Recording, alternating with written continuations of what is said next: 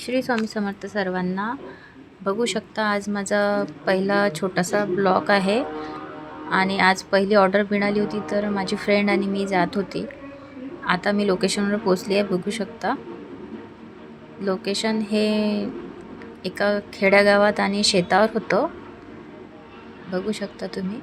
आता जस्ट पोचली आहे मी आणि रांगोळी काढण्यास सुरुवात झाली.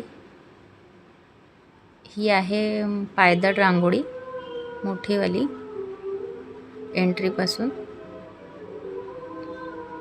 आणि रांगोळी कशी वाटली तुम्ही प्लीज कमेंटमध्ये सांगू शकता. हा माझा पहिलाच ब्लॉग आहे आणि आमचा ग्रुप आहे रांगोळीचा, तर आम्ही सोबतच गेलो होतो. मोठी ऑर्डर होती, तर अशी रांगोळी काढलेली आहे तिथे.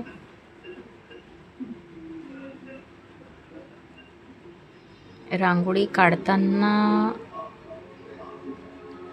ही आहे सर्वात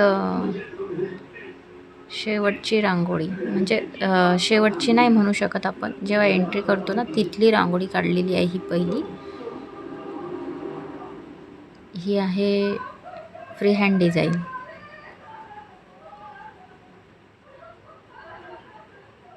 आम्ही सर्व मिळून रांगोळ्या काढतो. पहिले अगोदर कलर भरून घेतले, नंतर फ्री हँड डिझाईन काढली. तुम्हाला कशी वाटली रांगोळी सांगू शकता तुम्ही. खूप ऊन होतं, शेतावर होती ना रांगोळी, तर पण छान वाटत होती. ही आहे दुसरी रांगोळी. ही आतमधली रांगोळी आहे, जिथे स्टेज होतो ना तिथे. ही पण खूप मोठी रांगोळी काढली.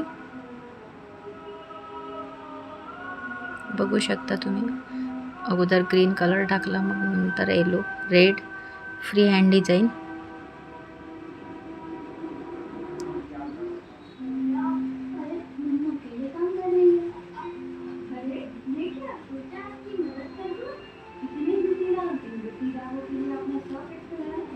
कलर कॉम्बिनेशन खूप छान जमला होता.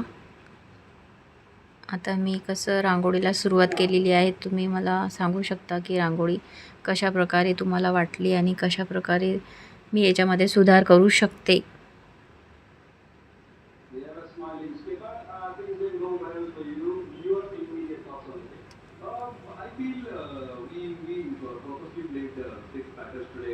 त्यानंतर पडदा काढला खाली रेडमध्ये, रेड कॉम्बिनेशनमध्ये. त्याच्या बाजूने फ्री हँड डिझाईन थोडी घेतली. फ्री हँड डिझाईनच्या खाली हा ऑरेंज कलर होता, प्लेन ऑरेंज कलर भरून घेतला. पडद्याला खालून थोडी डिझाईन केली. बघू शकता तुम्ही पूर्ण रांगोळी कशी जमली आहे. वरती कडसारखं थोडं डिझाईन केलं होतं.